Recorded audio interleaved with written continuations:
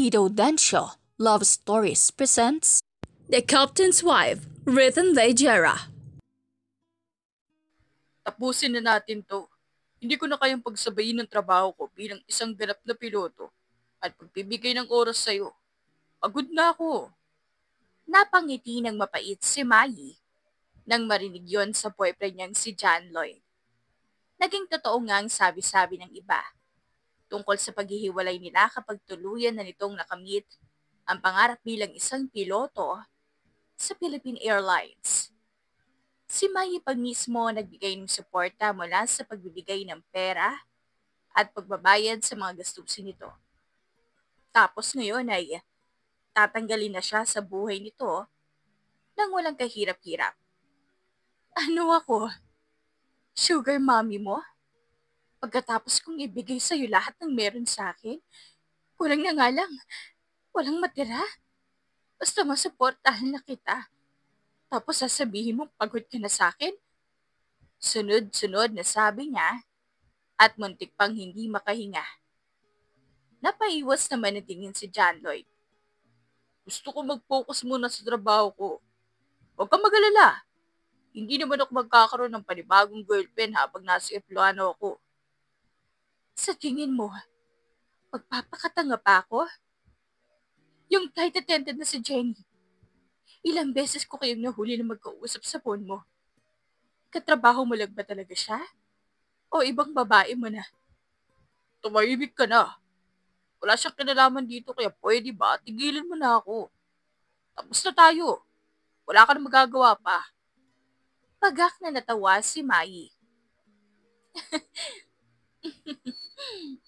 Lahat ng perang ginastos ko sa'yo, ibalik mo. Pinaghirapan ko lahat ng yun para sa kinabukasan nating dalawa. Pero naubos ko lang sa'yo. Hindi ko na problema pa yun. Ikaw ang may gustong sustentuhan ako at hindi kita pinilit. Wala akong ibabalik sa'yo kahit isang sentimo. Sigaw pa sa kanya ni John Lloyd bago siya iniwan sa harap ng bahay niya. Kinuha nito ang lahat ng gamit sa loob, ngunit binawi ni Mai ang mga bagay na siya mismo ang bumili para rito. Di bali na at hindi niya ito magagamit. Pwede rin naman isangla dahil kakabili niya pa lang. Tarantadong yun. Akala niya ba iiyak ako sa pag-iwan niya sa akin? Karmahin sana siya.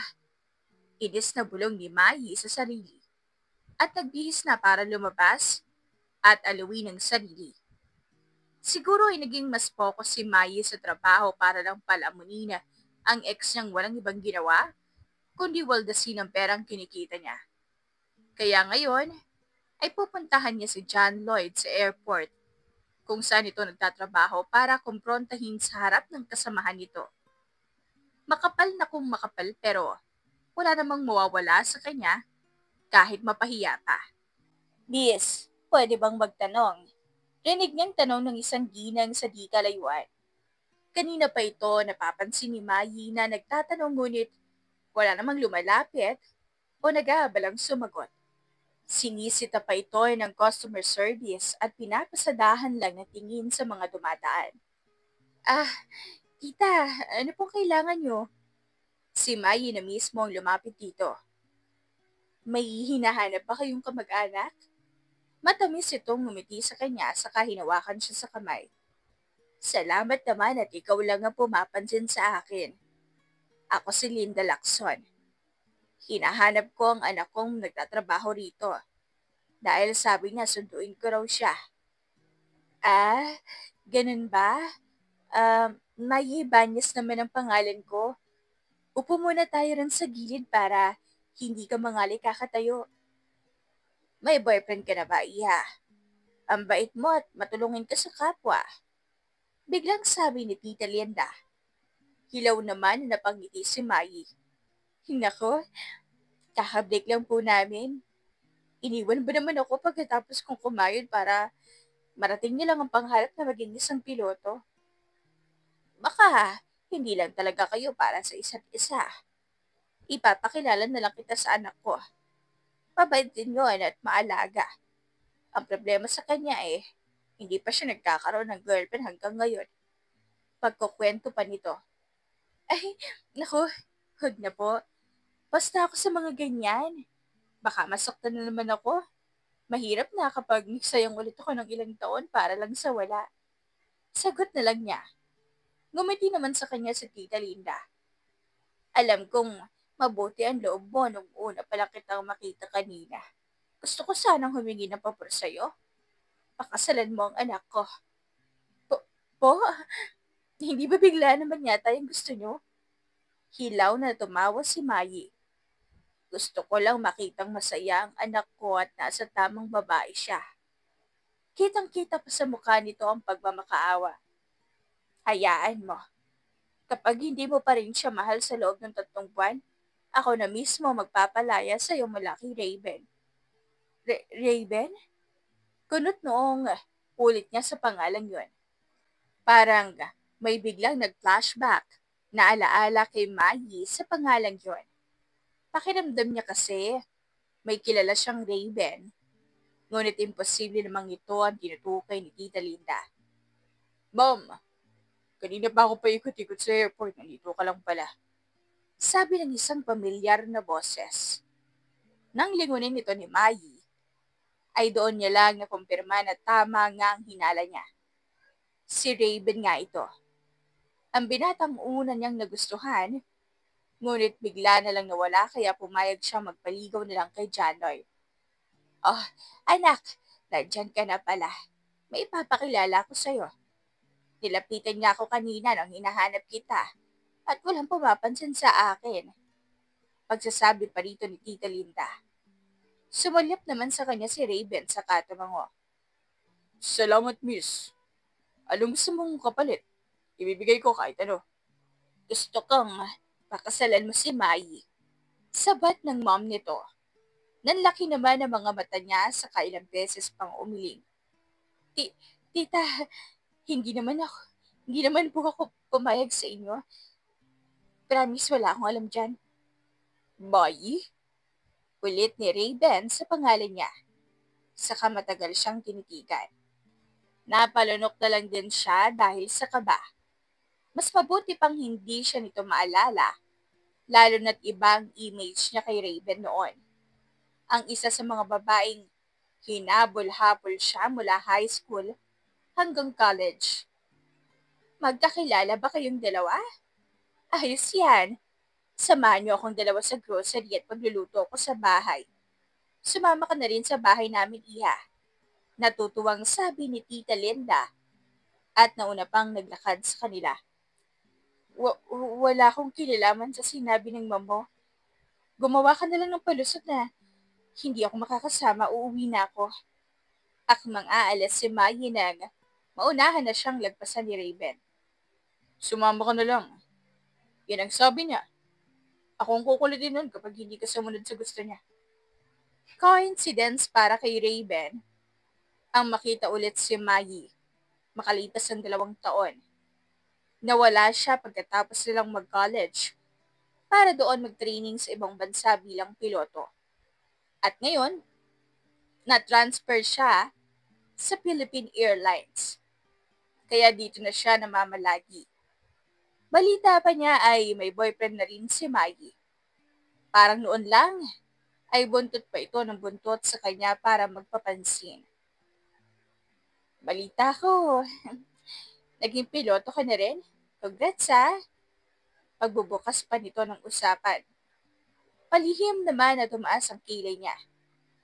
Paano mo nalaman? Hindi ko naman hilig mag-update sa social media sa accounts ko.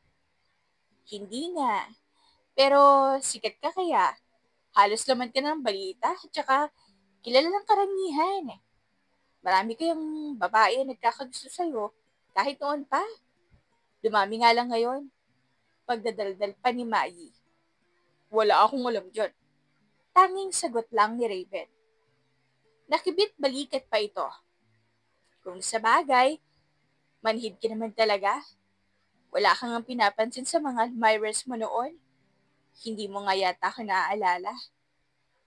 Ikaw yung naglalagay ng chocolate sa lakay ko noon, kaya nadumi na sapatos kong ginamit sa PE namin. Hoy, hala, naalala mo pa? Napasinghap agad si Maggie. Grabe, sa araw-araw na pagpapansin ko sa'yo noon, yun lang ang memorable sa'yo. Hindi na lang nagsalita si Raven, kahit marami pa naman siyang naaalala sa dalaga. Ayaw niya lang na ipakitang hindi niya ito kinalimutan at baka kung ano pang isipin ni Maya tungkol sa kanya.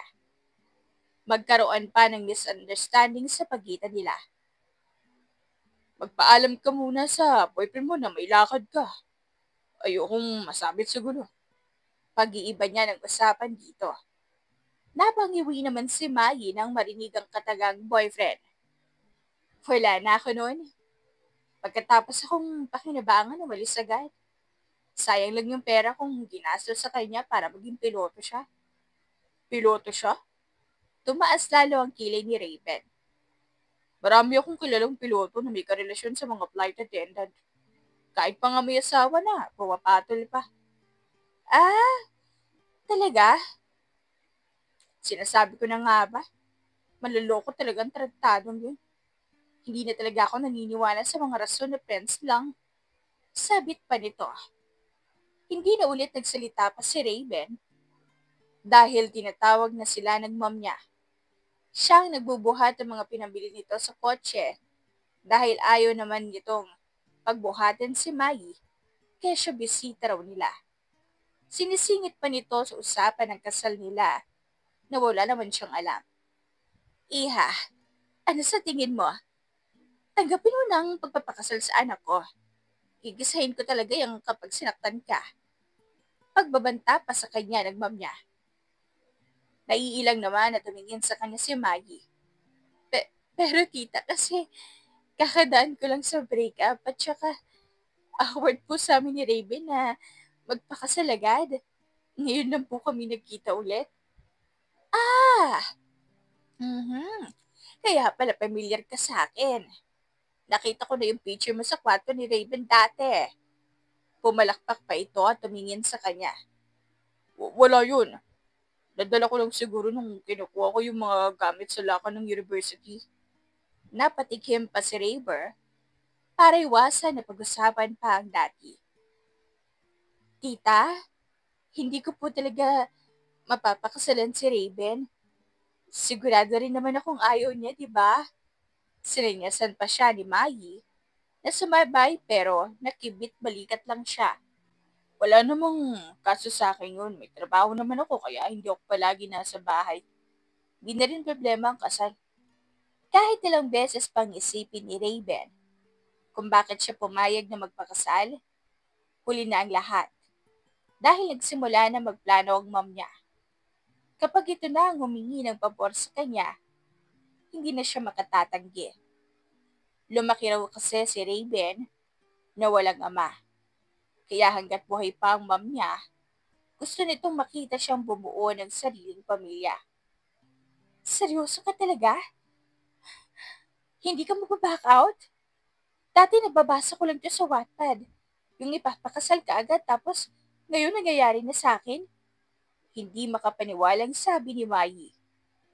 Nakapamulsang lumapit dito si Raven para buhatin ang mga bagay nito papasok sa sariling bahay niya. Linawin mo agad kung mahal mo pa yung ex mo. Saka lang natin iuurong kang kasal. Ako ulit si Mami. Kapag sa kasal ko ay walang makakapigil sa kanya. 2 years din kami ng ex ko. Kaya hindi ako makakamove on ng 1 linggo lang. Baka isipin mo, ginawa kong rebound na pakasalan ka. May 3 buwan pa naman. Pwedeng maana lang ang kasal kung ayaw mo talaga. Sagot namin ang gastos doon. Kalmadong sagot niya. Napanganga pa si Maya rito. Yaman mo ha? Parang simpleng invitation lang sa'yo ang kasal. Para sa akin, sagrado yun. At least, ako may pera. Yung ex mo nga, umaasa lang sa pera mo. Pambabato pa ni Raven. Oo na, ipamukha mo pa talaga sa akin, no? Sigaw nito mula sa loob ng bahay habang siya ay naiwan sa labas. Masyadong mabilis ang proseso ng pagkikita nila ulit ni Mayi. Ngayon ay pinipilit na itong makitira sa kanya habang ang mom niya naman ay nasa kabilang bahay lang katabi nila. Gusto kasi nitong bago ang kasal ay makilala muna nila ng mainam ang isa't isa kahit sa konting panahon lang. Ako nang magluluto, nakakahiya at ako ang nakatira sa'yo. May allergy ka ba sa mga pagkain? Sumulyap saglit si Raven dito bago ibinalik ang tingin sa magiging schedule ng flight niya. Minsan lang ako kumakain ng lutong bahay. Palaging order ang kinakain ko sa trabaho. Kahit ano na lang. Kapag sumakay ka ng eroplano, ilang araw kang mawawala tapos kailan ka babalik? Biglang tanong ni Mayi sa kanya. 1 o 2 buwan akong bumabiyahe. Minsan, kailangan namin magstay ng 2 o 3 araw sa isang bansa kapag wala pa kaming flight o may na-delay. Paliwanag niya rito. Tourism din ang course ko ng college. Naalala mo? Hindi ko lang nagamit ng 2 years dahil naghanap ako ng part-time job. Sasagot pa sana si Raven nang biglang umilaw ang laptop ni Mayi sa gilid niya. Mukhang may message o notification na natanggap. May kung ano sa laptop mo. Tingnan mo muna rito. Hindi naman siya tiningnan ni Mayi na busy sa pagluluto. Pakitingnan na lang please, nagluluto pa ako. Sinunod niya naman ang sinabi nito at tama nga siyang notification ang natanggap. Ngunit ang ikinagulat ni Raven ay ang invitation letter ni Mayi mula sa Philippine Airlines na natanggap ang resume niya at maghahanda na lang para sa interview. May letter ka rito. Nag-a-apply ka bilang flight attendant? Tanong pa ni Raven. Tila natigilan si Mayi sa narinig at patakbong lumapit sa laptop niya para kumpirmahin kung totoo nga. Laking gulat niya rin nang may mga schedule na siya para sa interview. Ang dahilan lang naman kaya ito ginawa ay para sana makasama sa trabaho si John Lloyd. Ngunit nang maghiwalay sila, ay nakalimutan niyang i-cancel na lang. Siyempre hindi niya pwedeng sabihin ang totoong dahilan kay Raven at baka isipin pa nito kaya siya tatanggapin kasi nandun ang ex niya. Baka hindi ko na lang ituloy ito. Nagbago na ang isip ko. Kumunot naman ang noo ni Raven. Sayang ang opportunity kung tatanggihan mo na lang. Bihira lang ang mga tinatanggap nila ngayon sa Philippine Airlines. Kapag pumasa ka na sa interview, pwede ka na magsimula. Bakit parang pinupush mo yata ako maging flight attendant? Tumas pa ang isang kilay ni Mayi. Huwag mong sabihin na gusto mong makipaglinggihan sa akin doon. Napairap agad dito sa ere. Assuming, para masabi mo mismo kay mom na hindi ako nang bababae. Mas mabuti na rin magkasama tayo kaysa maiwan ka rito at matagal ako makakauwi. Kailangan pa ba kitang bantayan? Ayos lang naman sa akin. Kahit may magustuhan kang iba, hindi kita kinokontrol. Tumaso na siya para balikan ang niluluto sa kusina dahil nangangamoy sunog na. Istriktuhan ako. Hindi nga ako lumalandi ngayong single pa ako. Paano ba kaya kapag may asawa na ako? Hindi sinasadyang nabitawan ni Maya ang hawak na plato, kaya nabasag ito sa sahig. Bigla kasing nag-echo sa isipan niya yung sinabi ni Raven. Hindi naman sa kinikilig siya pero parang banat kasi yon. Sa cold sa kanya nung ex niyang si John Lloyd, kaya hindi siya nasanay na makarinig nun. Nang hahagis ka ba? Kung hindi ka marunong magluto, order na lang ako.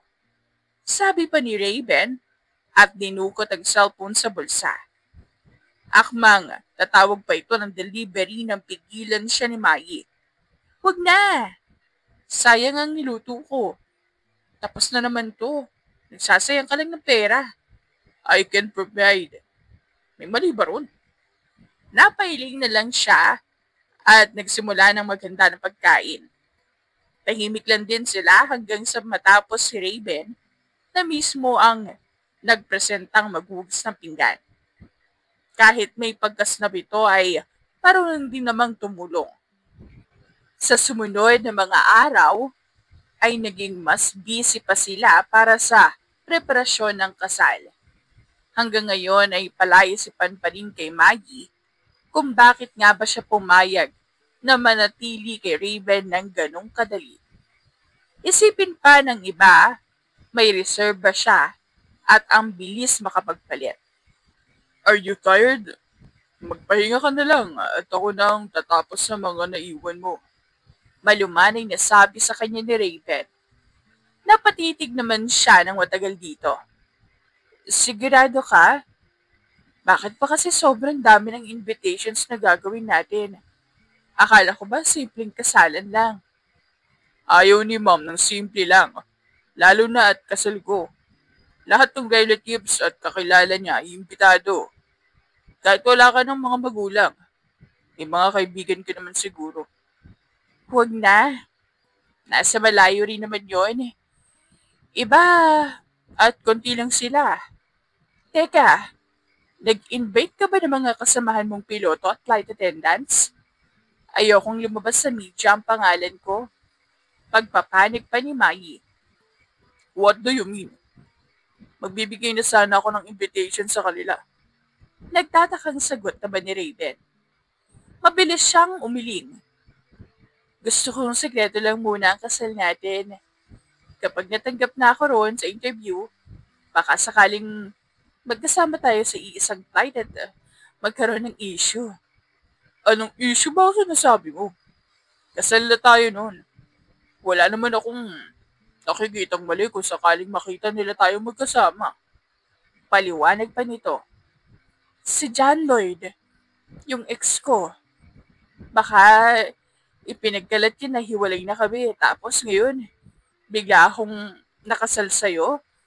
Matawag pa akong two-timer at masira pa ang karir mo dahil doon. Bigla na lamang sumeryoso ang mukha ni Raven. Ngunit kalaunan ay napatango rin. Papayag akong isikreto ang totoo na mag-asawa tayo. Pero hindi ko itatanggi na may asawa ako. Sana ikaw din. Oo naman. Kaya nga lang, hindi ko rin gagamitin ang apelyido mong Lacson sa trabaho. Baka sabihin na naman nila na nakapasok ako dahil sikat na piloto ang naging asawa ko. Sabi pa ni Mai. Ikaw, kung ano gusto mo. Pagpayag nito at bigla na lang natahimik para ipagpatuloy ang trabaho niya. May konting pagtutol din ng mom ni Raven sa desisyon ni Mai.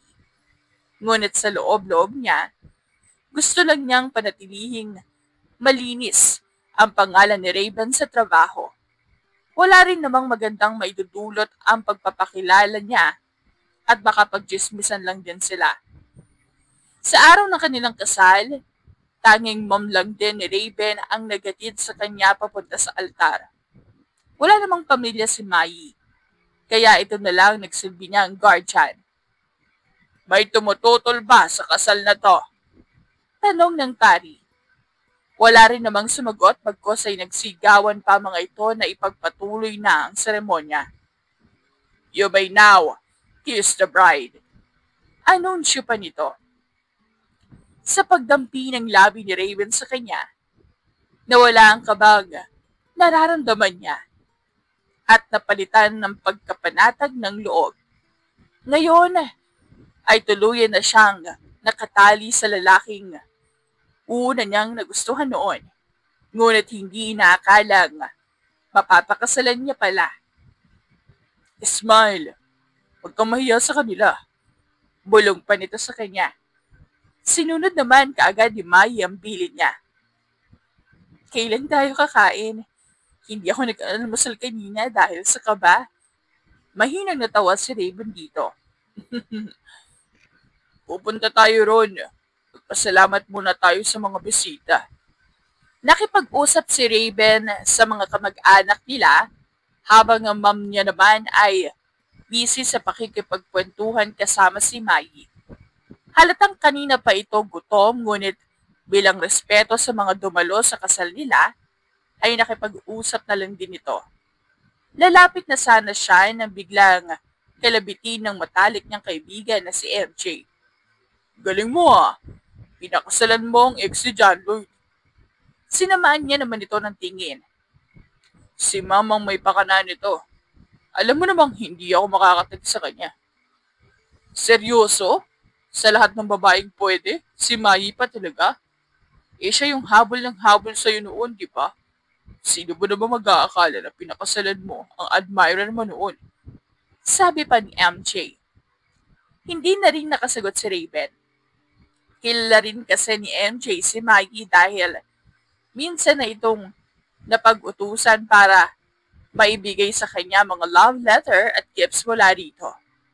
High school pa lang sila, alam na nito lahat hanggang ngayon na makasama na silang piloto. Ewan ko, mapaglaro lang talaga siguro ang tadhana. Nakibit balikat na lang si Raven. Huwag ka lang magsasalita sa trabaho na siya ang asawa ko. Gusto niyang sikreto lang daw. Malakas lang siyang tinawanan nito. Ay, ngayon palang under ka na. Paano pa kaya kung nasa trabaho na tayo? Marami pa naman tayong gwapo na piloto. Huwag mo akong simulan. Inis na sagot niya kay MJ. Aasarin pa sana siya nito ngunit lumapit na sa direksyon nila si Mai. Halata sa mukha nitong pagod na at mukhang gutom pa. Hi Mai, naalala mo pa ba ako? Si MJ, yung ginawa mong tuloy noon para makalapit kay Raven. Akalain mo yun? Kayo palang dalawa ang endgame. Pagdadaldal na naman ito. Napangiwi lang din si Mai. Hindi ka na nagbago, ang ingay mo pa rin. Subukan mo talaga magsalita sa trabaho tungkol sa amin. Ihuhulog kita sa eroplano. Bakit? Hindi ka pa kumakain. Anong oras na? Pag-iiba ni Raven ang usapan. Lumingon naman ito sa kanya, sabay sulyap sa table. Marami kasing kumukuha, nahihiya ako. Mamaya na lang siguro pagkatapos nila. Binigay ni Raven ang hawak niyang wine kay MJ at hinawakan ang kamay nito para dalhin sa table nila.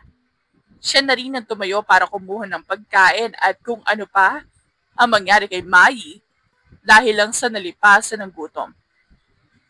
Hindi ka kakain? Tikman mo kahit konti lang. Masarap talaga. Pang-aaya nito sa kanya. Ilang beses pang umiling si Raven, ngunit hindi na rin nakatiis kaya kinain na ang sinubo ni Mai. Busog pa naman siya pero dahil sa maraming sumusulyap sa kanila, ay ayaw niyang ipahiya ito. May trabaho na ako bukas agad. Ayos lang ba sa'yo kung mauna ako? Biglang tanong ni Mai. Marahan naman siyang tumango. Anong oras ba flight mo? Meron din ako, kaso sa hapon pa. Diretso papuntang China tapos sa gabi, aalis din papuntang Saudi Arabia. Alas 6 ako, aalis bukas. Flight namin, 7 AM papuntang Australia. Tapos pupunta kaming New Zealand. At doon na muna mananatili. Hindi talaga tayo magkikita. Yun na nga ang nangyari eh. Imbes magpahinga sila sa gabi ay nag-impake na lang ng mga importanteng gamit para sa pag-alis nila kinabukasan. Tutol nga rin sana ang mom niya, ngunit walang magagawa dahil may trabaho pa rin sila. Iha, hindi ba kayo mag-honeymoon? Ngayong araw ang kasal nyo, dapat hindi muna kayo nag-iisip ng trabaho. Rinig ang boses ng mom niya sa labas na kinakausap si Mai. Hilaw rin naman itong napangiti. Saka na po siguro kapag may oras na. Medyo busy lang po kasi ngayon at kakatanggap ko lang sa trabaho. Ano ba yan? Kailan nyo ba ako bibigyan ng apo? Pangungulit pa nito. Hayaan nyo na muna siya, ma'am. Darating din naman kami dyan. Singit ni Raven habang nakasandal sa pinto. Pareho naman silang napalingon sa kanya. Ngunit ang ma'am na niya ang nagsalita. Sigurado ka ha? Wag ka magloloko kay Mayi kung ayaw mong itakwil kita bilang anak ko. Napailing na lang din si Raven at nauna nang pumasok sa kwarto nila dalawa ni Mayi. Kasal na sila. Kaya normal na sa iisang kwarto na sila matutulog. At dahil pareho silang pagod buong araw, ay ipinagpaliban na lang muna nila ang honeymoon. Kinabukasan, ay hinatid na niya si Mayi papuntang airport. Hindi na nga rin sumama ang mom niya at baka pigilan pa raw nitong umalis si Mayi. Ingat ka, susunod ako sa flight mamayang hapon. Sabi ni Raven. Tumango naman ito.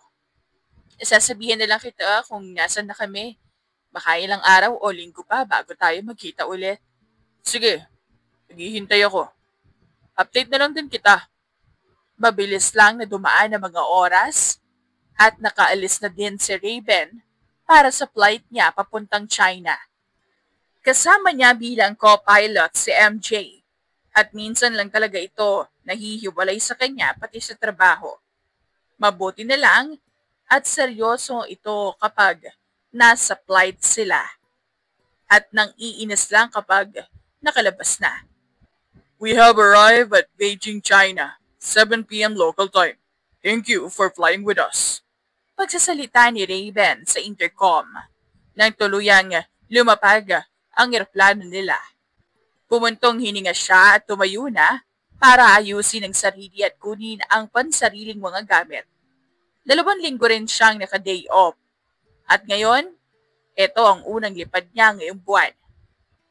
May hotel lang nakabook sa ating pilot at mga flight attendant. Doon na lang tayo dumiretso at gutom na ako. Sabi pa ni MJ. Sasagot na sana siya nang sumabay sa kanilang iilang flight attendant na kasama nila sa biyahe. Sa ilang taon niyang pagtatrabaho sa airlines ay medyo pamilyar na siya sa nakakasama nila. Ganun pa man, hindi din pala salita si Raven kaya wala siyang masyadong kinakausap sa kanila. Captain Raven, magsalita ka naman dyan. Pwede tayong mag-get along muna mamaya dahil na-move ang flight natin ng 3 a.m. papuntang Saudi. Pangaaya ni Miss Lynn. I need to sleep. Hindi ako pwedeng pambuyat sa flight. Simpleng sagot, iyan ito. Inakbayan naman kaagad siya ni MJ. Sorry girls. Pagod si Captain dahil sa honeymoon nila kagabi ng asawa niya. Yes? Narinig nyo. May asawa na si Captain Raven. Ha? Paano nangyari yun? Sino ang asawa niya? Sunod-sunod na tanong pa ng isa. Wala naman kaming narinig na balita. Sikat si Captain. Kaya siguro naman nilalabas sa media kung kasal na siya. Nagsisinungaling ka lang eh. Dagdag pa nung nasa gilid niya. Itinaas naman ni MJ ang kanang kamay ni Raven at pinakita ang suot niyang singsing. Ngayon niyo sabihin sa akin na nagsisinungaling lang ako. Di ba, Kap? Kasal mo kahapon? Yes, I'm married. Tanging sagot lang ni Raven para matigil na sila kakatanong. Sa kabilang banda, bagsak din ang katawan ni Mayi sa hotel room na tinutuluyan niya. 2 lang sila roon at kasama niya si Apple, ang kapwa niyang flight attendant doon. Nahihilo talaga siya sa loob ng eroplano hanggang sa makababa sila dahil 2 taon na rin na nakalipas simula nang makapag-training siya. Naninibago lang siguro ang katawan niya at sa susunod ay baka masanay na. Te, ayaw mong bumaba, kakain na tayo. Pangaaya sa kanya ni Apple. Gumiti naman siya ng konti rito bago tumango. Susunod ako, medyo nahihilo pa kasi ako. Mauna na kayo. Nilalagyan pa ni Mai ng konting Vicks ang gilid ng noo niya nang sa ganon ay medyo gumaan ang pakiramdam niya. Maya-maya pa, may tumawag sa cellphone niya at mukhang number ito ni Raven. "Where are you now?" "Kumain ka na?" Bungad na tanong nito. "Nasa hotel na ako dito sa New Zealand. Kakarating pa lang namin. 6:30 p.m. pa dito. Mamaya na ako kakain dahil medyo nahihilo pa ako eh. Ikaw ba?" "I'm eating right now. Nasa China na rin ako. 7:30 p.m. na. Nag-iba ang flight namin. Papuntang Saudi at mamayang madaling araw pa." Sagot naman ni Raven. Kumunot ang noo ni Mai nang makarinig ng maraming boses babae at lalaki. "Anong ingay yan? May party ba kayo?" Ilang saglit pa ay hindi ito sumagot, ngunit nawala rin ang ingay kalaunan. "Lumabas ako. Nakipag-dinner ang ibang flight attendant sa amin ni MJ. May iba pa rin namang lalaki na kasama." "Hindi mo naman kailangan mag-update ng masyadong detailed para namang pinaghihigpitan kita." Mahina pa siyang natawa. "Paano kung gusto ko? May magagawa ka ba?" Bigla na namang sumeryoso ang boses ni Raven sa kabilang linya. "Ba't ang moody mo masyado? Hindi naman kita inaano." Kunot noong tanong ni Mai rito. 2 araw pa silang nanatili sa New Zealand, kaya nagkaroon siya ng pagkakataong mamasyal sa buong lugar. Bumili rin siya ng konting souvenir na maiuuwi niya sa Pilipinas at may bibigay sa mom ni Raven. "Anong sunod natin sa destination? Di ba makikita lahat ng piloto at flight attendant?" Tanong ni Apple sa mga kasamahan nila. "Oo, kailangan nating magstay sa US na 3 araw. May meeting lang din na magaganap at baka mauna tayo sa iba na dumating." Sagot ni Captain Dante. Dahil doon ay may isang flight na lang sila papuntang US at makakapagpahinga pa para sa meeting. Nakailang message at tawag din siya kay Raven, ngunit wala namang sagot kaya iniisip ni Mai na baka nasa flight pa ito ngayon. "Babe, hintayin mo ako." Napalingon si Mai sa boses ng babae at sinundan ito ng tingin. Mukhang familiar pa ang mukha nito para sa kanya at nang kukumpirmahin na sana ay doon lamang napagtanto na si Jenny pala yun. Nakapulupot ang kamay nito sa ex niyang si John Lloyd, nakakalabas lang din mula sa eroplanong sinakyan. "Mai, halika na! Bilisan mo! Nandito ang room natin!" Sigaw naman sa kanya ni Apple sa di kalayuan. Mabilis siyang umiwas ng tingin sa dalawang yon at sumunod sa mga kasama niya. Ramdam pa ni Mai ang presensya ng mga ito sa gilid, ngunit wala namang saysay para pansinin pa. Tapos na sila ni John Lloyd at asawa niya na si Raven ngayon. Pagkatapos makapag-ayos ng gamit ni Apple at ng iba pang kasamahan ni Mai, ay siya na lang ang naiwan doon. May kikitain din silang mga kapwa flight attendant at bilang baguhan, ay nagpaiwan na lang siya sa loob. "Mai, ikaw ba yan? Paano ka nakapunta rito?" Natigil siya sa pag-aayos at napaningon sa pintong nakabukas. "Matagal na ako nag-a-apply bilang flight attendant. Hindi pa tayo naghiwalay pero hindi ikaw ang dahilan kung bakit nandito ako ngayon." "Yung nakita mo kanina, si Jenny yun. Girlfriend ko na. Sana naman hindi mo kami guguluhin kayong may tsansang magkatrabaho kayo o kahit tayong dalawa." Mahinahong sabi ni John Lloyd. "Gaano ba katigas ang bungo mo?" Pagak na natawa si Maggie. "Hindi naman ako kagaya mong unprofessional na kahit may girlfriend sa labas, nakikipaglanggian pa sa trabaho. Wala na akong pakialam sa'yo o sa kahit na sinong babae mo." "Naniniwala pa rin ako mahal mo pa ako, Maggie. Maluloko mo sarili mo pero hindi ako." Ibubukan niya na sana ang bibig para magsalita nang makita ang figura ni Raven sa likod ni John Lloyd. Nang mapansin din itong nakatingin si Maya sa likuran, ay agad itong napalingon at napaigtad pa sa nakita. "Captain Raven!" Yumuko pa ng konti si John Lloyd para bumati. "Ano pong sadya niyo rito?" Imbes na sagutin niya, ay nilingon ito si Mai. Hinahanap ka na nila. Late na para sa lunch. Excuse me? Taas noong sabi niya kay John Lloyd bago ito lampasan at sumama sa asawa niya. Bakit nandun siya? Nagkausap kayo? Magkasalubong ang kilay ni Raven nang tanungin siya. Marahas namang bumuntong hininga si Mai. Hindi ko nga alam. Nakita ko lang sila kanina ni Jenny na magkasama. Baka napansin niyang nandun ako. Tapos sinasabihan pa ako ng kung ano-ano. Kagaya ng, huwag ko raw silang guguluhin dalawa ni Jenny kapag nasa trabaho kami. Asa namang papansinin ko sila? Ang kapal ng mukha.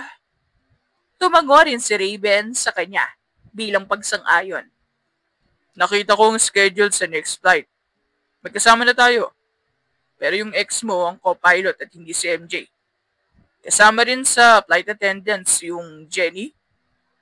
So makakasama natin sila? Hindi may ipinta ang mukha ni Mai nang tanongin yon. Napairap lang din ito sa ere. Ano pa nga ba?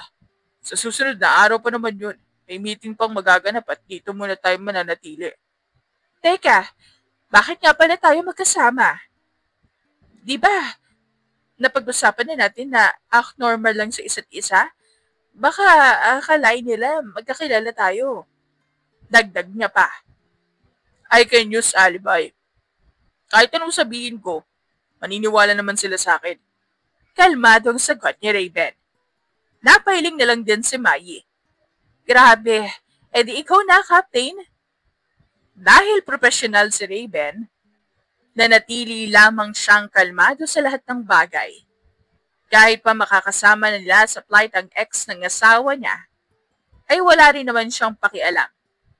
Kusang lalayo rito si Mai kung gusto niya at hindi na kailangan pang bantayan ito. Hanggat formal at pinapakitang kilos ni John Lloyd sa trabaho ay wala magiging reaksyon o aksyon si Raven. Captain! Captain! Yung asawa mo inaahas ng mga kapwa natin piloto. Sigaw sa kanya ni MJ nang makapasok ito sa kwarto nila. Napalingon pa siya sa paligid para siguraduhin walang nakakarinig sa kanila bago ito binalingan ng tingin. Anong pinagsasasabi mo? Sino umaahas? Mabilis siyang hinila nito palabas at nakita sa di kalayuan na may 3 lalaki na nangungulit kay Mai. Sa mukha nito ay parang naiiratan na rin ngunit pilit pa rin ngumiti habang tumatanggi. Lapitan mo nga at tanungin kung ano kailangan nila. Utos ni Raven dito. Napaturo pa si MJ sa sarili niya. Ako? Hindi mo ba lalapitan dun? Ikaw kaya ang asawa. Gawin mo na, Captain Guzman. May pagbabanta pa sa boses niya. Masusunod po, Captain. Sasabihin ko sa kanilang may asawa na si Mai para lumayan na nila. Nakapamulsa lang sa pwesto si Raven habang pinagmamasdan si MJ na asikasuhin ng 3 lalaki. Mukhang nagets din ni Mai ang sinasabi nito at napalingon sa direksyon niya. Tinaasan pa ito ng kilay ni Raven para tanungin kung anong ginagawa niya sa labas. Nakikipag-usap ka sa kanila? Kung hindi ex mo lalapit sa'yo, ibang mga piloto naman? Napaiwas ka agad ng tingin si Mai sa kanya. Galing ako sa meeting namin. Malay ko ba kung sino yung mga yun? Inutusan mo ba si MJ na sabihin may asawa ako? Ideya niya lang yun. Wala akong alam dun. Bakit? May masama ba sa sinabi niya? Masungit pang tanong ni Raven dito. Kunti lang talaga iisipin kung nagsiselos ka. Hindi ko naman pinapatulan ng mga yun. Matagal siyang napatitig dito bago sumagot. Ano ngayon? Asawa mo naman ako. Kaya nga. Kaya huwag kang magsaselos. Wala naman akong pakialam sa kanila. Diretsang sabi sa kanya ni Maggie. Nang mag-sink in na sa isip ni Raven ang mga sinabi nito, ay wala na si Mai sa harapan niya.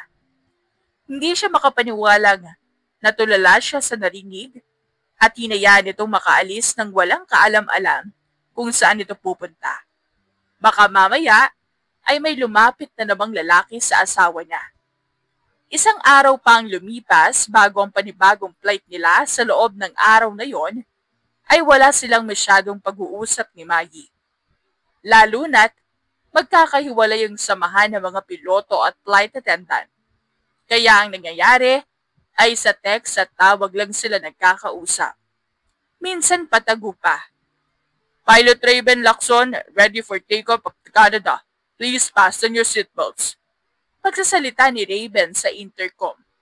Katabi niya si John Lloyd bilang co-pilot at ito naman na nagsalita para sa pandagdag na mensahe sa mga pasahero. Kung si MJ pa ang kasama niya ngayon, ay baka hindi siya ganon katahimik. Nasa trabaho naman sila kaya may point pa rin kung walang mangyayaring usapan sa pagitan nila. Normal lang ang lahat, Captain. Ayos naman ang lahat ng engines natin. Pagbubukas nito ng usapan. Tumango lang si Raven at hindi na nagsalita pa. Nakakapag-focus naman siya kahit kausapin niya pa ito, pero pinili pa rin niya na manahimik na lang at ayaw niya itong kausap. I just wanna ask kung magkakilala ba kayo ni Miss Ibanez? I mean, si Mayikap. Hindi niya ito sinulyapan at nanatili ang tingin sa harapan, ngunit naiisip niya na lang na sumagot. Yes, isa siya sa mga nakilala ko noong college. Kung ganun, close friends kayo? Tumango-tango pa si John Lloyd. Tumaas naman ang kilay niya rito. Why? Narinig ko, wala na raw kayo. At may bagong girlfriend ka na rito, si Jenny, right? Opo. Masyado lang kasing demanding si Mai at palagi nangihingi ng atensyon. Hindi ba't nakakainis yun, Kap? Wala naman ako nakikitang mali ron. Hindi naman siguro yun hinihingi kung kusa mong binibigay. Seryosong sagot ni Raven. Kumunot naman ang noo ni John Lloyd sa kanya na para bang may gusto pang sabihin. Ngunit hindi na lang tinuloy. May narinig din ako, Captain. Kasal ka na raw? Lahat kami nagulat kasi wala naman kaming nakitang babae na pinapansin mo. Asawa ko lang ang pinapansin ko. Wala akong interes sa iba. Doon na natapos ang usapan nila at hindi na nasundan pa. Mabilis lang naman silang nakarating sa Canada, lalo na't galing silang US kaya nasa mga 4 na oras lang ang naging biyahe. Pinababa muna ng mga flight attendants ang lahat ng pasahero, habang si Raven naman ay naunang pumasok sa galley para kunin ang mga gamit niya. Hi, Captain! Kakain kaming lahat sa labas. Sama ka sa amin. Pangaaya sa kanya ni Jenny nakakapasok lang din. May iba akong pupuntahan, kayo na lang. Maya-maya pa, bigla nitong hinawakan ang kamay niya pataas sa braso hanggang sa balikat niya. Silang dalawa lang ang nandoon sa gali. Kaya bago pa man may makakita sa ginawa ni Jenny, ay iniwaksinan ni Raven ang kamay nito. May boyfriend ka na, miss. Huwag ka namang umarte na parang single ka. At ako, may asawa na rin. Kaya lumayo-layo ka sa akin. Walang emosyon na sabi niya rito. Pagkak na natawa si Jenny sa kanya. Pasensya na, Kap. Hindi naman yun ang intention ko eh. Gusto ko lang sanang itanong kung ano ang pangalan ng asawa mo. Ang swerte niya naman at masyado kang loyal sa kanya. Ayokong binibigay ang personal kong impormasyon sa kahit kanino. Wala kang makukuha sagot sa akin. Sagot ni Raven. Ganun ba? Si Mai. Pansin lang yun namin na iba pang flight attendants na tumitingin ka sa kanya. Baka naman may gusto ka kay Mai, Kap. Di ba? May asawa ka na? Tumaas ang kilay niya rito. Mind your own business. Interesado lang ako sa asawa ko. Wala nang iba pa. Napakagat ng pang-ibabang labi si Mai sa narinig niyang usapan ni Raven at Jenny sa loob ng galley. Hindi niya naman alam ang pinag-uusapan ng dalawa noong una, pero ang huling sinabi ni Raven ang nakakuha ng atensyon niya. Pakiramdam niya ay kahit na kinakausap nito si Jenny ay ayos lamang sa kanya dahil may assurance naman siyang tatanggap sa asawa. Nakikinig ka ba sa usapan namin ni Captain? Napaigtad naman si Maggie nang biglang lumabas sa gali si Jenny. Dala ang gamit nito. Marahan siyang umiling dahil sa mukha nitong hindi may pinta ay baka masabunutan pa siya. Kakarating ko lang. Mukhang nag-uusap kayo kaya hindi na lang muna ako pumasok. Bigla namang napalitan ng masayang ekspresyon ang mukha ni Jenny nang tumingin ito sa likuran ni Mai. Nandoon pala ang ex niyang hinihintay ang bago nitong babae na kung makakapit ay parang linta. Babe, hinihintay mo ako? Sinadya pang nakasan ni Jenny ang boses nito para siguradong marinig niya. Yes, babe. Nag-reserve ako ng table sa isang restaurant. Doon tayo kakain. Sagot naman ni John Lloyd. Napangimoy na lamang si Mai habang naglalakad papasok sa gali. Doon niya nakitang si Raven na prenteng nakatayo habang nakakrus sa mga braso sa dibdib. Tapos na nitong ibaba ang mga gamit, ngunit ang sa kanya ay nasa itaas pa. Umusod ka muna, Kap. Hindi ko maaabot ang mga gamit ko. Formal niyang sabi rito dahil baka may iba pang flight attendant na pumasok. Lalo na't hindi pa silang lahat ang nakakakuha ng gamit sa gali. Diyan ka na lang, ako na. Hinapit ni Raven ang bewang niya papunta sa kabilang gilid para hindi ito matamaan sa iba pang mga luggage sa itaas. Captain, nandyan ka pa ba sa loob? Biglang sigaw ng kung sino sa labas. Mabilis na lumayo si Mai rito kasabay ng pagpasok ng dalawang flight attendant na kasama niya kanina. Paalis na rin ako. Ano kailangan nyo? Tanong ni Raven sa mga ito. Nakangiti pa sila at nagtutulakan kung sino ang magsasalita. Kaya lang napasobra yata sa pagtulak yung isa kaya nasubsob ang kasama nito sa dibdib ni Raven. Nanlaki pa ang mga mata ni Mai, pati na ang babaeng nagtulak sa kasama nito. Sorry po, Kap. Kung tumama ako sa dibdib mo, kasi nakita namin binababa mo mga gamit ni Mai. Pwede bang makibaba na rin sa amin? Sabi pa nito.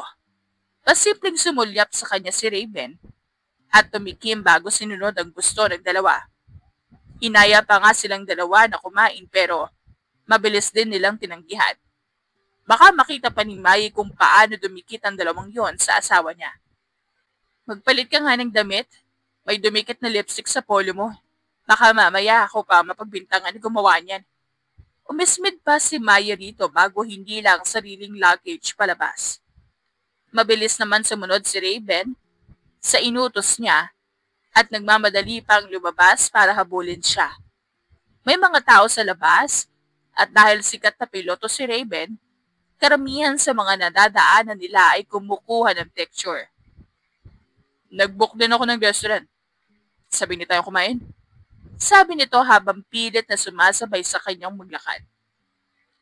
Huwag na. Kanina pa ako pinagchichismisan habang nasa flight. Pinaalam ni Jenny sa lahat na ako ang ex-girlfriend ni John Lloyd.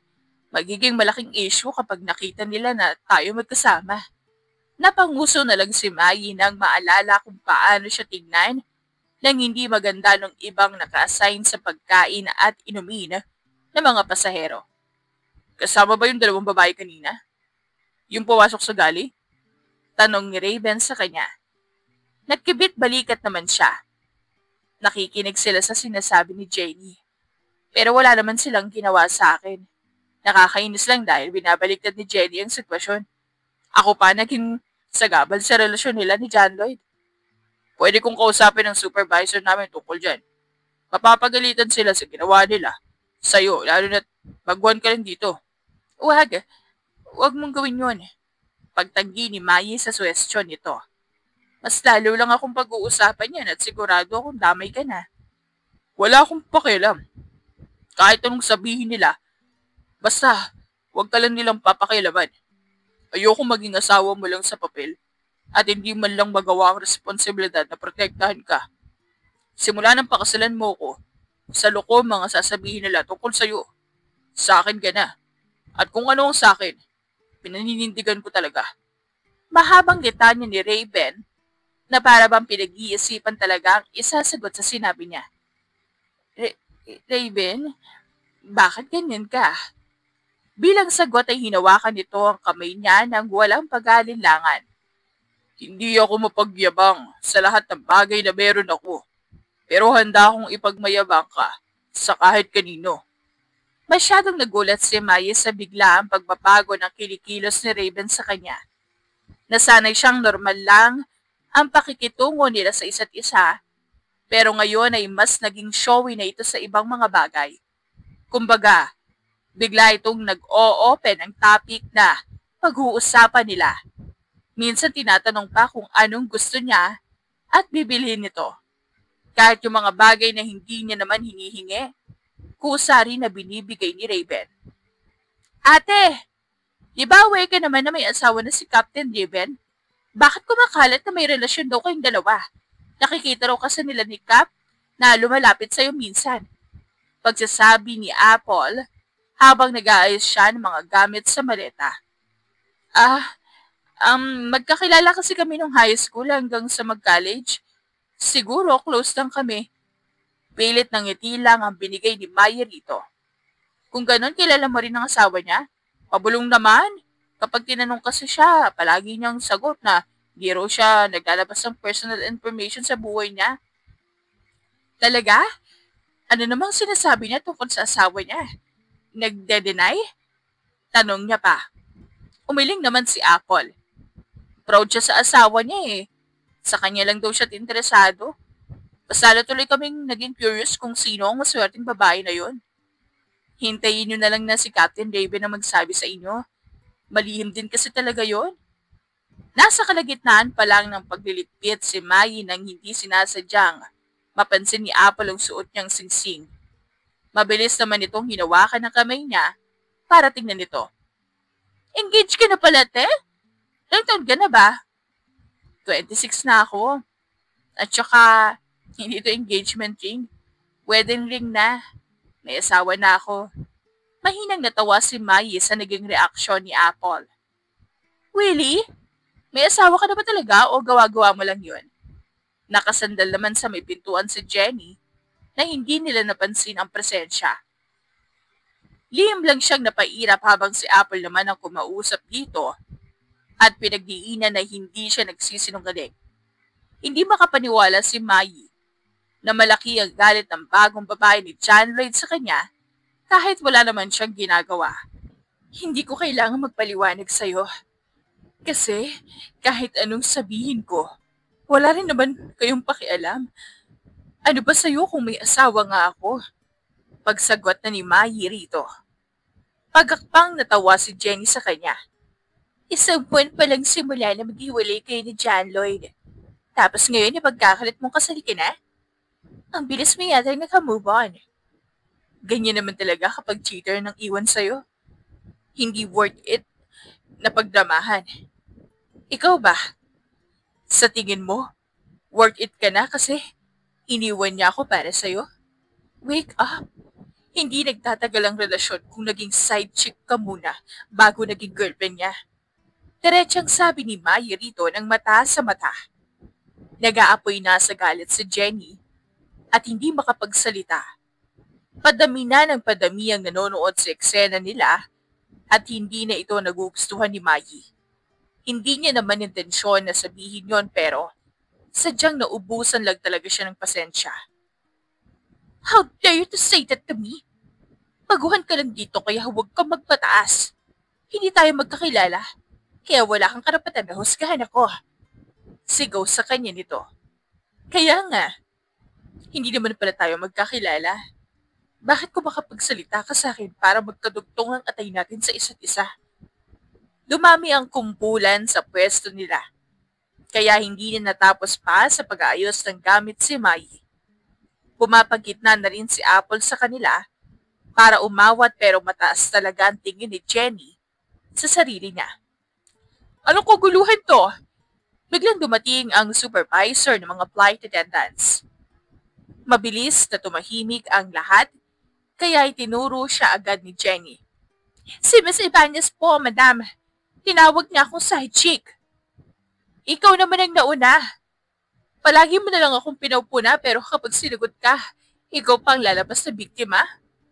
Sagot ni Maya rito. To my office now. Sigaw ng supervisor sa kanilang dalawa. Tumabi ang lahat nang maglakad palis ang supervisor nila habang sina Jenny at Mai ay Masama ang tingin sa isa't isa na sumunod dito. Nadaanan pa nila ang cafeteria kung saan nandoon ang mga piloto, kabilang ni si Raven kasama si MJ na umiinom lang sana ng kape.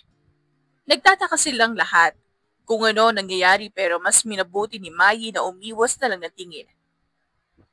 Ano ba talaga ang alitan ng mayroon kayong dalawa? Matagal na akong nakarinig ng sabi-sabi na may issue raw kayo. At ngayon pinatunayan nyo talaga. Panimula pa ng supervisor nila. Ex kasi siya ng boyfriend ko, madam. Malay ba natin kung pumasok siya bilang flight attendant para guluhin kami ng John Lloyd? Isa pa, maraming piloto ang may gusto sa kanya. Pero ang nakikita lang namin na nilalapitan niya sina Captain Raven at Captain MJ. Agad na sagot ni Jenny dito. Dahil doon ay bumaling ang tingin ng supervisor kay Mai. Totoo ba yun, Miss Ibanez? Sinasadyahan mo bang mangyari ang kaguluhan na to? Alam mo ang batas. Kapag naging dahilan ka ng gulo, pwede kang matanggol sa trabaho. Ipapalabas ko lang po ang side ko. Unang-una, hindi ako nagtatrabaho para lang makita si John Lloyd dahil para saan ba? Siyang nakipag-iwalay sa aming dalawa dahil may babae pala siya rito. At yun ay si Jenny. Ganun pa man, wala akong intensyon na gumawa ng gulo rito. Mabilis namang dumapo ang kamay ng babaeng yun sa mukha niya. Ipinapalabas mo bang malandi ako? Ano naman kung ako ang pinili niya imbes na ikaw? Halata namang hanggang ngayon, hindi mo pa rin tanggap. May asawa na ako. Wala na akong pakialam kung anong meron sa inyo ni John Lloyd. Ang akin lang, bakit pinagpipilitan mo gusto ko kayong siraan? Kahit wala ka namang ebidensya na lumalapit ako sa kanya. Sigaw ni Mai sa mismong mukha nito at bumawi ng 2 sampal na kaliwat kanan. Care to explain, Miss Ibanez? Ano may asawa ka na? Nakalagay naman sa personal information mo na single ka pa. Singit naman ang supervisor at pumagitna sa kanila. Si Madam, mahilig talaga siyang gumawa ng lusot at magpalabas ng peking kwento. Panggagatong pa ni Jenny. Napahilamos na lang din si Mai dahil sa stress. Hindi pa nga siya nakakasagot, bumukas na ang pintuan ng opisina at walang pasabi na pumasok dito si John Lloyd. Kasunod si Raven. Naseryoso ang mukha. Mas lalo lang na natahimik si Mai sa presensya nito. Maiintindihan ko kung bakit ka nandito. John Lloyd, ikaw Raven, nasadya mo rito? Tanong ng supervisor dito. Sumulyap pa ito kay Jenny at John Lloyd bago huminto ang tingin kay Mai. I am here to clarify everything. Lahat ng pinaparatang nyo kay Mai ay hindi totoo. Alam ko yun, dahil ako ang asawa niya. Napaiwas na lang din ang tingin si Mai dahil sa mga mata nilang nanatili sa kanya. Niwala nga siyang ideya na gayon may bubunyag ang sekretong gusto niya munang itago pansamantala. Ngunit nagsalita na mismo si Raven at wala na siyang magagawa pa ron. Asawa mo siya? Hindi makapaniwalang tanong ni John Lloyd. Kung ganon, bakit single ang nakalagay sa papel mo, Mai?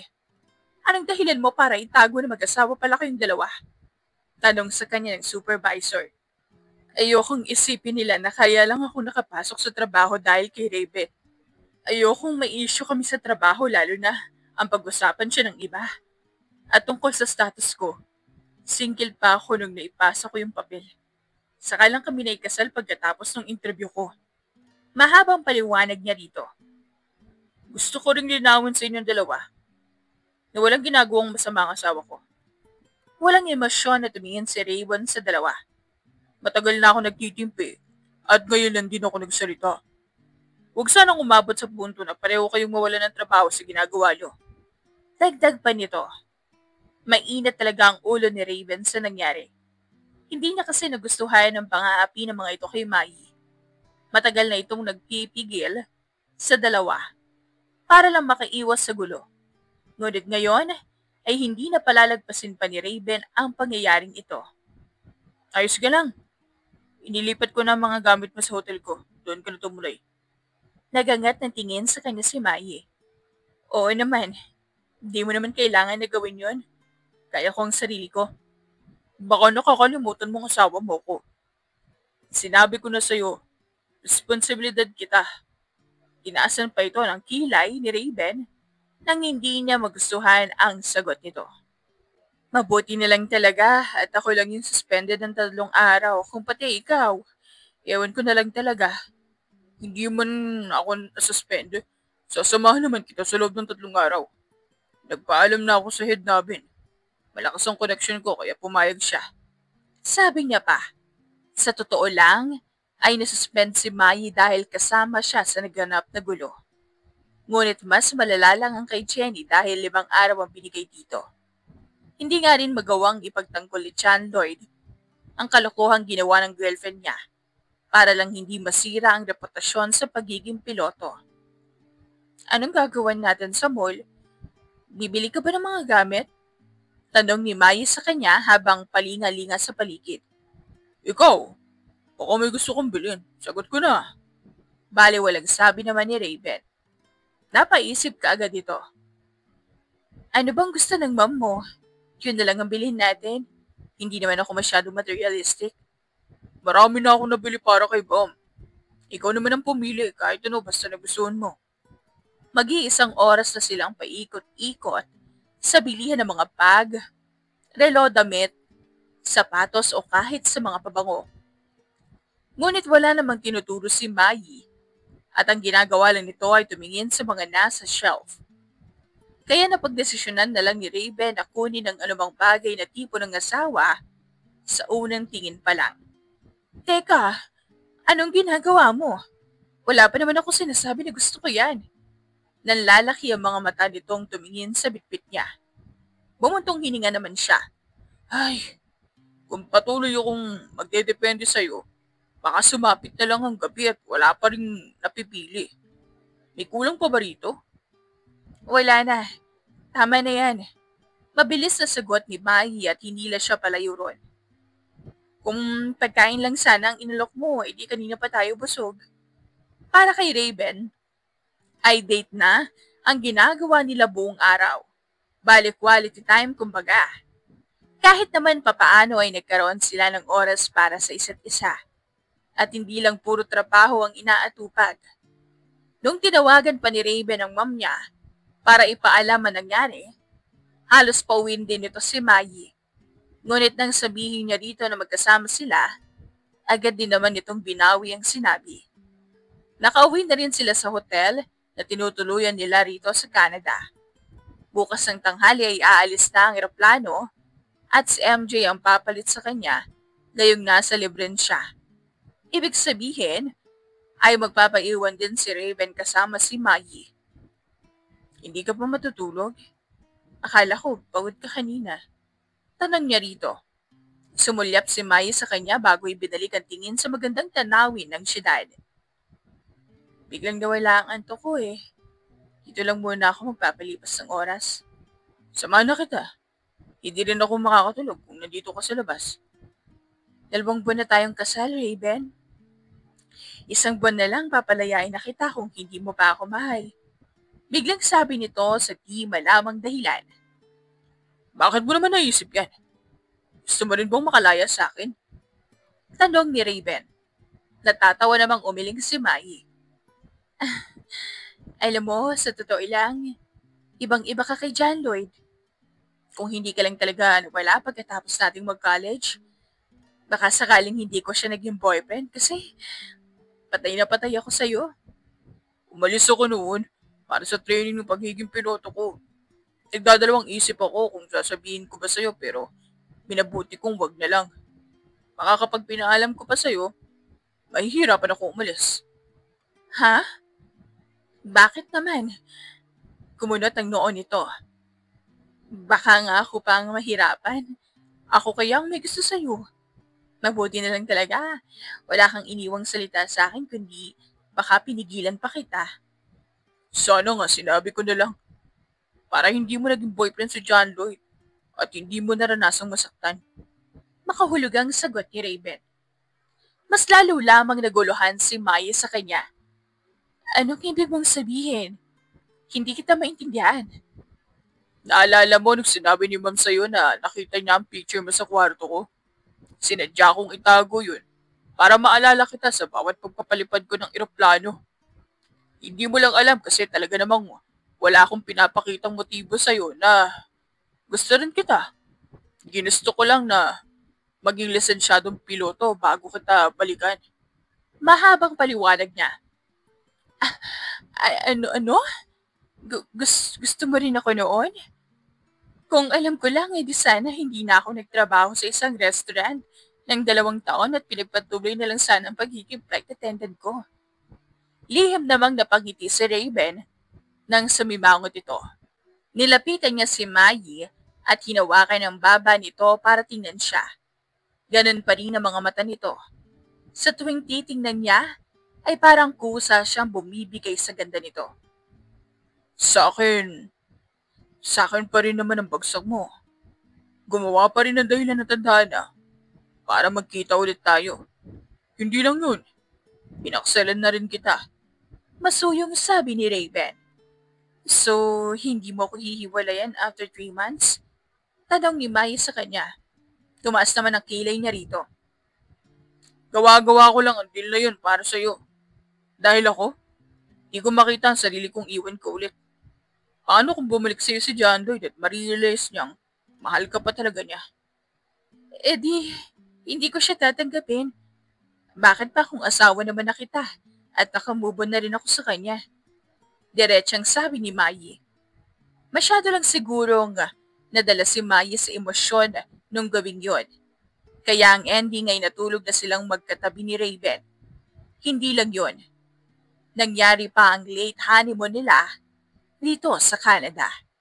Dahil lang sa aminan na nangyari kagabi, ay mabilis na lumambot si Mayi para rito. Wala namang masama at hanggang ngayon ay may nararamdaman pa rin siya kay Raven. Baka nga infatuation lang yon sa kanila ni John Lloyd noon. Kaya hindi siya masyadong nasaktan. Aray naman, ang sakit. Mahinang daing ni Mayi nang subukan niyang tumayo mula sa kama. Napatakip na lang siya ng bibig para hindi na magising si Raven. Mahimbing din ang tulog nito kaya napagdesisyonan ni Mayi na bumaba na lamang mag-isa para mamili ng kakainin nila para sa umagahan. Hindi pa nga siya nakakalabas ng hotel nang may humila na sa braso niya. Mayi, pasensya na kung naabala ko ta ngayon. Gusto ko lang sana nakausapin ka. Biglang sabi ni John Lloyd bago pa man siya makapagtanong dito. Bakit ka nagpunta rito? Flight yun na mamayang tanghali. Wala akong dapat pang sabihin sa'yo. Mahigpit naman nitong hinawakan ng mga kamay niya na para bang nakikiusap. Gusto ko lang humingi ng tawad sa mga nagawa ko sa'yo. Hindi kita pinahalagahan nung nasakit ka pa. Hiniwalayan ko na si Jenny. Sana bigyan mo pa ako ng panibagong pagkakataon. Nahihibang ka na ba? Kasal na ako. Hindi ko nahihilingin pang bumalik ka sa akin. Kontento na ako kay Raven dahil siya, hindi na ako kailanman pinabayaan. Sa kanya ko lang naranasan ang pagkaalaga na matagal ko nang hinahangad sa'yo. Talaga bang hindi mo na talaga ako mahal? O ginagamit mo lang si Raven dahil mas nakakaangat siya sa akin? Malakas na sampal ang dumapo sa pisngi ni John Lloyd mula kay Mayi. Huwag mo kong itulad sa'yo. Mahal ko siya. Siya ang unang lalaking nagustuhan ko at kung hindi lang nawala si Raven noon, baka wala rin chance na patulan pa kita. Lumipas ang ilang linggo, ay naging matiwasay na sa wakas ang trabaho ni Mayi sa Philippine Airlines. Ayaw man niyang makatrabaho sina Jenny at John Lloyd para makaiwas na sa gulo, ay wala ring choice. Dahil hindi naman pwedeng dalhin ang personal na problema sa trabaho. Mabuti na nga lang at hindi na nagpaparinig si Jenny sa kanya. Bagkus ay ito na ang pinariringgan ng ibang flight attendant, simula na maghiwalay sila ni John Lloyd. Ate, sabi ka na sa amin kakain kami sa labas. Pangaaya sa kanya ni Apple. Siya lang siguro ang kasamahan ni Maggie na kailanman ay hindi siya inusgahan. Sige ba? Saan ba tayo? Si Apple na mismo ang pumili ng restaurant na kakainan nila. Bihira lang kasi makasabay si Mai sa mga ito, lalo na kung magkasama sila ng flight ni Raven. Uunahan kaagad siya nito na sila lang dalawang lalabas. Pero ngayon, nasa Hong Kong ang destinasyon ni Raven, habang si Mai naman ay nasa Dubai. Last flight ko ngayon, maglilib muna ako ng 2 linggo kasi birthday ng anak ko. Pagpapaalam sa kanila ni Mia, ang pamilyado sa kanila. Ako rin, uuwi ako ng probinsya, sabi pa ni Apple. Ako kasi, ikakasal na rin, grabe, sabay-sabay talaga tayo maglilib. Sigit naman ni Aryan. Napatingin silang tatlo kay Mai. Nagtataka naman siya kung bakit dahil napapasarap na ang kain niya ng beef steak na isinasawsaw sa sundae, pati ang combination ng gravy at ketchup ay ginawa niyang sawsawan ng manok. Bakit? May problema ba? Gutom lang ako kaya pasensya na kung mabilis akong kumain. Sabi ni Maya sa mga ito. Napangiwi na lang si Apple sa kanya. Parang iba na yan ate ha. Ibang cravings na yata yan. Kasi kung titingnan pa lang namin, nasusuka na kami. Ano bang meron dito? Ngayon pa lang ba kayo nakakita ng ganito kumain? Tanong niya pabalik sa kanila. Oo, ikaw pa lang at saka nakagawian mo na bang kumain ng ganyan? Baka naman buntis ka na. Dagdag pa ni Aryan. Tumango-tango pa si Mia. Tama, ganyan din kasi ako nung ipinagbubuntis ko ang panganay namin. Iba't ibang klase ng pagkain na hindi niyo naman mai-imagine ang naging cravings ko. Doon ay napaisip na si Maggie. Pagka-uwi niya sa hotel na tinutuluyan nila, ay agad siyang nag-check ng pregnancy test.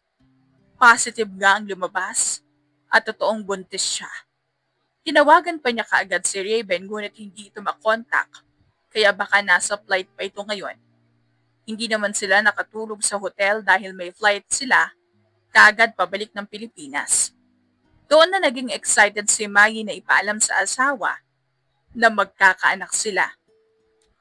Isipin niya pala ang reaksyon nito ay kinakabahan na siya. Una na kami ate, congrats ulit. Di nang agad kami sa baby niyo ni Captain Raven ha. Huling sabi ni Apple bago sila naghiwalay ng landas sa airport. Lab, rinig niyang sigaw sa di kalayuan. Mas lalong kumabog ang dibdib ni Maggie nang makita si Raven na papalapit sa kanya. Lab, kanino mo ba ako hinihintay? It doesn't matter. Ang importante, makakauwi na tayo sa wakas. Hinihintay na rin tayo ni Ma'am sa bahay. Nagluto raw siya ng maraming para sa atin. Nakatingin itong sagot. Habang nagmamaneho ng kotse si Raven, ay nakahawak ang isa nitong kamay sa kanya. Hindi na rin mapakalipas si Maggie na sabihin ang sorpresa niya para rito. Ilang araw ka bang naka-day off? Tanong niya. Sumulap naman saglit sa kanya si Raven bago binalik ang tingin sa kalsada. 3 araw lang daw. May flight kasi ako papuntang Thailand eh. Ikaw? Ganun din ako. Pero kailangan ko pang magpasa ng ultrasound sa supervisor namin. Buntis kasi ako. Biglang naapakan ni Raven ang brake ng kotse. At kung hindi pa sila nakapag-seatbelt, ay baka nauntog na talaga sila. Napasapo na lang si Mai sa noo niya dahil sa kaba. Love naman, magdahan-dahan ka nga. Paano kung na-disgrasya tayo rito? Nag-aalalang sabi niya. Ilang beses pang kumurap-kurap ang mata ni Raven habang palipat-lipat ang tingin sa kanya at sa tiyan niya. Ano sabi mo? Buntis ka? Kailan pa? Ano sabi ng doktor? Sunod-sunod nitong tanong. Itinaas ni Mai ang 2 kamay para kumalma ito. Tsaka ako lang nilaman nung nasa Dubai pa ako at pauwi na kami rito. Hindi pa ako nakapagpa-check up. Hindi mo na tayo uwi. Didiretso tayo sa ospital para matingnan ka. At isa pa, hindi ka na pwedeng bumalik sa trabaho pag uwi natin. Si Ma'am na ang mag-aalaga sa'yo. Diretsong sagot sa kanya ni Raven at mabilis na iniliko ang kotse para magtungo sa ospital. Mahina namang natawa si Maya sa reaksyon ng asawa. Hoy mo naman, love. Pero kahit ganyan ka, mahal na mahal kita. Mahal na mahal din kita, love. Salamat sa pamilyang ibinibigay mo sa akin. With you, I have everything. I couldn't ask for more. Malambing na sagot ni Raven. Nasaktan ka man sa unang minahal, hindi ibig sabihin nun, bigo ka na sa pag-ibig. Baka dahil hindi kayo nagwo-workout, kasi may ibang nakalaan para sa'yo na mas magmamahal pa at magbibigay ng tunay na kaligayahan na inaasam-asam mo. Wakas! If you like the story, please like and subscribe for more wonderful stories. Paalam!